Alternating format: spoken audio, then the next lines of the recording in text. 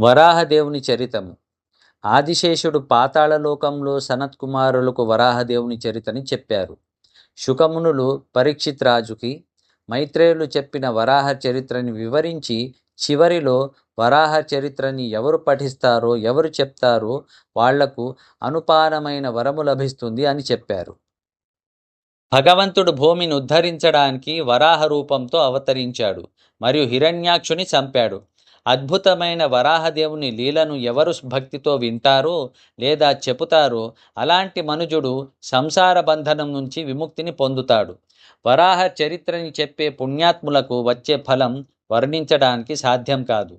ఈ వరాహ చరితము పరమ పవిత్రంగా ఉండి జీవితంలో ధన్యతాభావాన్ని ఇస్తుంది.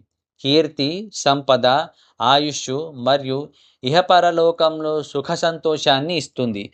యుద్ధంలో శక్తినిస్తుంది, మోక్షాన్నిస్తుంది.